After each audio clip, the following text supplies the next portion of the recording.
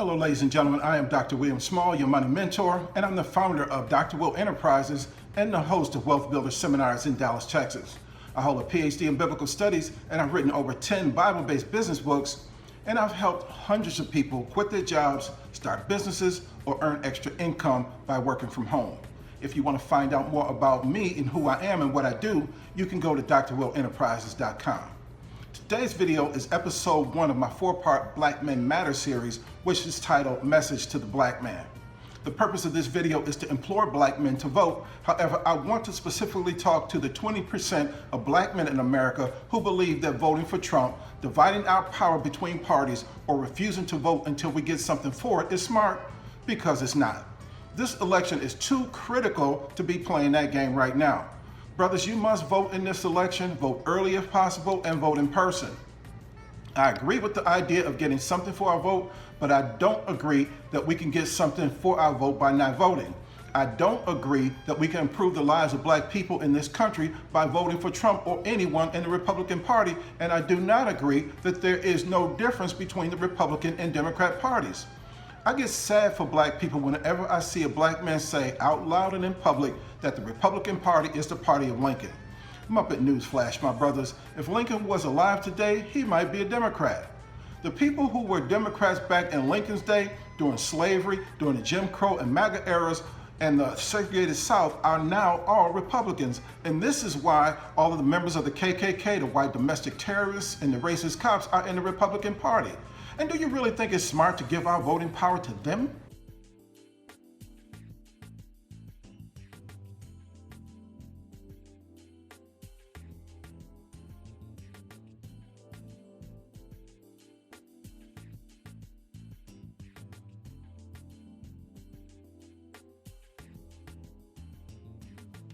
I was born in Mississippi, in the United States, and I'm the product of my heredity and education and the society in which I was raised. And I have a vested interest in that society, and I, along with 1 million other white Mississippians, will do everything in our power to protect that vested interest. It's just as simple as that. In 1954, the Citizens Council was established in the Delta, the northwest section of the state, where blacks outnumbered whites. The council's purpose, to preserve white political power by opposing integration. Council chapters soon spread across the state. Within 4 years, the Citizens Council was powerful enough that in the election of 1959, it threw its support openly and actively behind the candidacy of a damage suit lawyer named Ross Barnett, not one of the world's most successful politicians up to then, and saw him elected over a supposed moderate who was himself a segregationist, but with a quieter voice than Ross Barnett. And from 1959 until 1963, in the Barnett administration, the Citizens Council was the state, and the state effectively on matters racial was the Citizens Council. Bankers, politicians, and owners of businesses joined the Citizens Councils throughout the South. They punished people who supported integration or black voting rights by foreclosing mortgages, firing workers, or refusing loans to farmers. And they used their influence to push through laws that would ensure continued white domination. Brothers, we have to stop repeating nonsense without evidence. You can have your own opinion, but you cannot have your own facts. You can't use your own facts to prove a false case, and you have to finally realize, my brothers, that facts are not a substitute for truth. The reason that there are so many innocent black men in prison is because over 70% of criminal prosecutions are based on circumstantial evidence. A circumstantial evidence case is where there is some suspicion of a person's involvement in a crime based on a few facts. And then the prosecutor creates a theory or story around those facts and presents them during trial as evidence. Then a black man gets convicted and sent to prison based on those facts and circumstances surrounding the so-called evidence. The facts of a case may be true, but they may not actually be truth. You see, truth will always be true whether there are a set of facts that support or oppose them or not. What if you were walking down the first floor hallway of an office building and you hear gunshots? You run to the office where the shots came from just in time to see a dead man on the floor the murder weapon laying next to him, and the murderer jump out of the window and run away. You pick up the gun to run after and stop the murderer, but just as you were about to jump out of the window and run, a police officer busts into the room and yells, "Freeze!" Now, it's a fact that you were in the room with a dead man. It's a fact that you had the murder weapon in your hand. And it's a fact that you were about to jump out of the window and run, but it's not true that you're the murderer.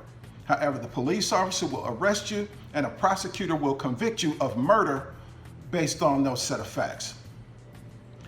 The black men who have been repeating and promoting that there's no difference between the Democrat and Republican parties that cynicism they've been hoodwinked by the very people in this country that historically have done harm to black people. They know how powerful black men are, so they created a plan to harm you again by tricking you into either not voting or voting for Republicans. They know how to identify black men that have become cynical because you quickly buy into conspiracy theories and you react emotionally to police brutality.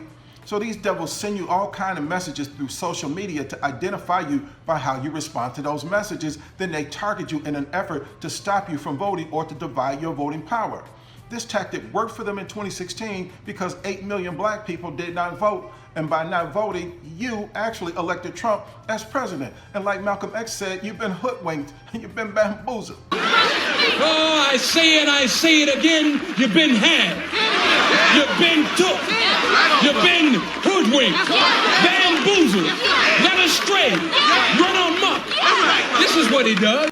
Okay, the reason they go hard at the black man down in the paint is because they know that you can't seem to be unaware how powerful our vote is, and they know that ever since we got the right to vote, we have made the difference in every election. Tell me why Trump is making inroads with a small fraction of black men. Thanks for having me, Tiffany. You know, that's an important point, right? Is that the overwhelming majority of black men are supporting Donald Trump and supporting Democrats up and down the ballot. But are supporting Joe Biden. But Donald Trump is not trying to win a majority of black men. He's trying to just kind of chip away at the margins here and put together a new coalition. And I knew during the Super Bowl in February, when he spent $11 million to have Alice Johnson come on TV after being in jail for 22 years and say, "Thank you, Donald J. Trump, for releasing me," I knew then that black men were not a marginal part of his strategy. They were his path to victory. And since then, we have seen his campaign go from spending $55,000 on criminal justice Facebook ads before George Floyd's death to spending $6.6 million on criminal justice Facebook ads. And I want to be clear about what those Facebook ads say, because every single one of them is structured the exact same way. Democrats have failed you. Joe Biden has failed you. And that is why your president signed the First Step Act. What he's doing is redefining Democrats to a segment of the black male voters that are cynical towards Democrats, that are frustrated towards Democrats, and he's really starting to chip away a margin. And what concerns me the most, because Joe Biden has put together a coalition that I do think can deliver him to victory, even if he gets 75 to 80% of the black male votes. But that will not deliver the Senate. Gary Peters cannot win Michigan with 75% of black men's votes. Well, what you talked about, Terrence, in your research, because we have to consider this is down ballot races as well. And your at Pitt Strategies found that support among black men when it comes to senators has increased, which I found quite fascinating as well. Whether we vote or don't vote, our actions have been the determining factor in who won or lost. We didn't turn out to vote in 2016, so Trump won. And Trump and the Republicans are running that game on you again because they think you are stupid. Let me turn to you, Dr. Johnson, my friend. You made some really interesting comments with our pal, Joy Reid, and you said that you think Donald Trump thinks that black men are stupid. Expand on that, because it does seem like there's a reason why he's going after black men. And I had Bruce Lavelle on this show and asked, what does outreach to black women look like? Is there any outreach? And he got a little tongue-tied. Why the focus on black men from this particular administration? I don't think it's an effort to get them to vote for him as much as it's appearance. But what do you think? No, Trump, and you're right, Tiffany, Trump's goal isn't necessarily to get black men to vote for him. Trump's goal is to play into the cynicism that black men legitimately have towards this country, right? Because we've been mistreated by almost every single group of people in this country. We've been let down by the government. His goal is, if I can't get your vote, I want you to be cynical enough that you don't vote at all. And I'm going to make sure that happens by, making it harder to vote around the country, not doing anything about COVID, which is killing black men at a rate higher than we died, during the Middle Passage. And then on top of that, using these sort of false equivalencies to say that Joe Biden is just as bad as Donald Trump. Donald Trump, who in the 1970s was discriminating against people. Donald Trump, who in the 1980s was saying the exonerated five should be executed. Donald Trump, who has called on white nationalists to keep black people from voting. Donald Trump, whose Justice Department hasn't done anything about George Floyd, hasn't done anything about Breonna Taylor, hasn't done anything about Sandra Bland. So for Donald Trump to reach out to Ice Cube or Steve Harvey or Jim Brown or anybody else like that and say, I'm the better option, he must think we're stupid. He must think we're not paying attention to what the man has actually done. And I want to say this really quick, Tiffany, because I think it's important. I understand the cynicism. I understand the frustration. But what we also can't do as entertainers in the black community is come up with a plan in the 11th hour of a campaign and put marshmallows and chocolate and graham crackers together and think we created s'mores. No, you didn't. There are tons of plans out there that Ice Cube could have tackled onto beforehand, and that's one of the issues here as well. I mean, I think that's the frustrating part, right? Because the Congressional Black Caucus has a very comprehensive plan. Our friend Alicia Garza, one of the founders of Black Lives Matter, has a very comprehensive plan. So the hubris that Ice Cube, am going to come in and save the day for Black America, and he quite frankly looked a little out of his league when Roland Martin was pressing him on some of these issues. And I encourage everybody to watch that interview with Roland Martin. It was Trump is the most overtly racist president in American history, and he constantly reveals his hatred of black people, but because he thinks you're stupid, he claims that he has done more for you than Lincoln. Now, it's astonishing to see so many black men who say that they are woke or conscious that actually fall for this nonsense. Trump is a con man who is very good at playing Jedi mind tricks or Bugs Bunny mind games to steal people's liberty, take their money, and to take their dignity. Please, Mr. Wabbit, go on back to the forest where you belong. Be nice with the wabbit. Ooh, ouch, ow! Hey, what are you trying to do? Kill me? Hey, you're fracturing my skull! I'm gonna call Uncle Louie, that's what I'm gonna do. Operator! Hey, you got a nickel? Hello, operator! Give me walnut treat. Oh, that's you, Mert? How's every little thing? Please, Mr. Wabbit, don't call Uncle Louie. I won't hurt you again. I promise. Well, okay, but watch your step after this, fat boy. If you didn't catch what Bugs Bunny just did, you should be listening to people like me and voting rather than arguing, because you are too slow to know when someone has just tricked you. Brothers, there are so many people around the world who are marching in the streets and getting attacked by police for you. People are putting their lives in jeopardy to stop police from murdering black men. They are demanding that politicians change the way that policing is done in their cities. They are demanding that politicians stop protecting police who murder unarmed black men. They are organizing to ensure every politician who protect road police officers get ran out of office, and they need black men to help them by voting, yet you say that voting won't make a difference. How dare you, brother? Come on. Look at all of the women who are out there fighting for the black man.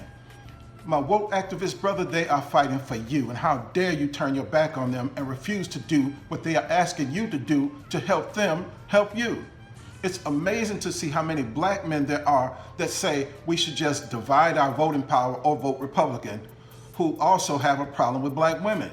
And it's astonishing to see so many woke and conscious brothers that have a chauvinistic attitude toward black women, but these women are still out there fighting to protect you.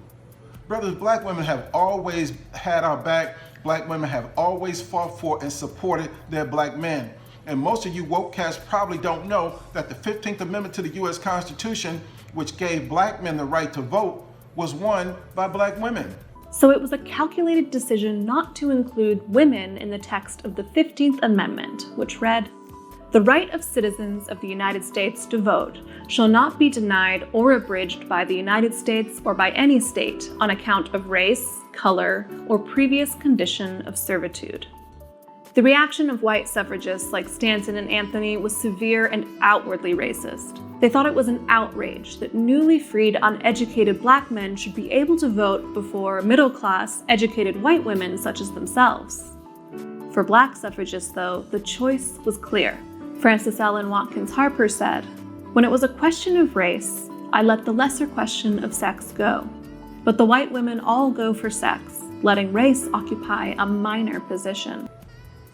White women fought hard to keep black men from getting the right to vote before them, but black women got it for their men. And how dare you, my brother, have the nerve now to say that voting doesn't matter? You should be ashamed of yourself, son. Republicans are targeting you, brothers, because they think that you're stupid. The reason they think you're stupid is because a good percentage of you has fallen for their stupid Jedi mind games and are either voting for Republicans or not voting at all. I originally applauded Ice Cube for creating his contract with Black America because it appeared that he was using his celebrity to bring light to issues relative to black empowerment. And it appeared that he was trying to elevate black people, but now it looks like he was just trying to elevate himself. There are so many black professional groups that he could have collaborated with to advance his contract with America, but he didn't want to collaborate with them because he was trying to get credit and the power and the political capital or money that comes along with it. He's just another ghetto Negro activist pretending to be woke or enlightened who is in fact ignorant and unlearned. Muppet Newsflash, my brothers, if you want white people to take you seriously and give you power and recognition and money, don't appear on TV looking like Osama bin Laden. Finally, for all of you brothers who refuse to vote because you believe Obama didn't do anything for black people, let me ask you, who do you think Obamacare was really for? We have a serious problem with healthcare in this country, and as usual, black people were being impacted disproportionately, and before Obamacare, we were denied coverage more than any other group due to pre-existing conditions such as cancer, diabetes, high blood pressure, heart disease, and so on.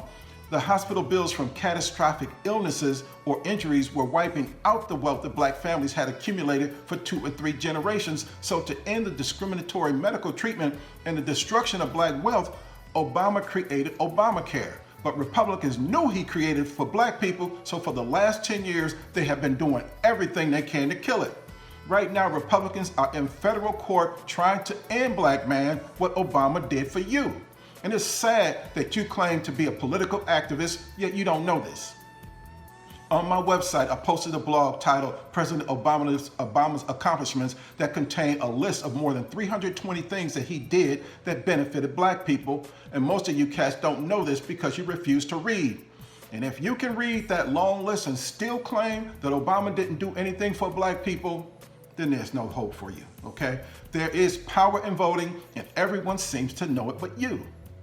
Now, did you see how Republican politicians were so afraid of Trump because he had the base of the Republican Party who always vote in a block supporting him?